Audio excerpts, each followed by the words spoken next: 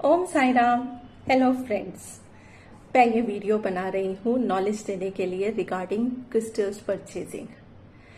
आप लोगों के साथ ऐसा होता होगा, बहुतों के साथ हुआ होगा कि आपने YouTube में देखा, अपना डेट ऑफ बर्थ चेक किया और Amazon स्टोर में या किसी भी ऑनलाइन साइट पे गए और आपने क्रिस्टल परचेज कर लिया और उसके बाद आपको लगा कि नहीं, ये तो सूट ही नहीं कर रहा या ये वर्क ही नहीं कर रहा या फिर इसकी एनर्जी से मैं रेजोनेट ही नहीं हो पा रही हूं। तो ऐसा क्यों होता है?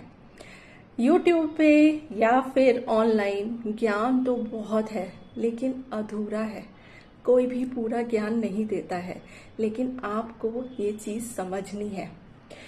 आप लोग क्या करते हैं, यूट्यूब पे या फिर ऑनलाइन क्या चीजें अवेलेबल होती हैं कि अगर आप सन से रूल कर रहे हो तो ये क्रिस्टल्स आप वियर कर सकते हो, अगर आप मून से रूल कर रहे हो तो ये क्रिस्टल्स, अगर आप जुपिटर से रूल कर रहे हो तो ये क्रिस्टल्स, यही इंफॉर्मेशन होती है।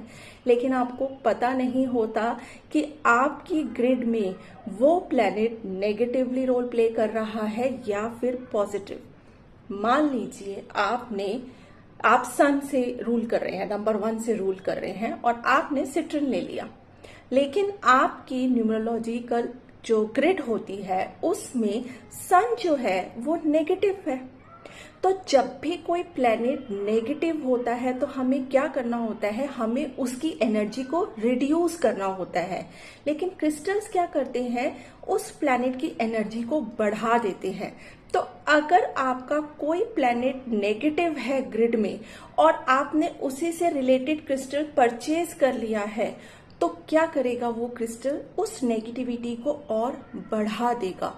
दिस इज द रीजन कि आप लोग परचेज कर लेते हो बिना रीडिंग लिए, बिना गाइडेंस लिए, बिना ये चेक करे कि क्या ये मेरे को एक्चुअल में सूट करेगा, क्या इस चीज का प्लैनेट जो है, जो मैं क्रिस्टल्स परचेज कर रही हूँ या कर रहा हूँ, क्या इसका प्लैनेट मेरी ग्रिड में पॉजिटिव रोल प्ले कर रहा है या नेगेटिव। हमेशा ध्यान रखिए, क्रिस्टल्स हमें लेने होते हैं स्ट्रेंथन करने के लिए, पर अगर नेगेटिव प्लैनेट है ऑलरेडी और अगर हम उसको स्ट्रेंथन कर रहे हैं तो हम बेसिकली नेगेटिविटी को स्ट्रेंथन कर रहे हैं।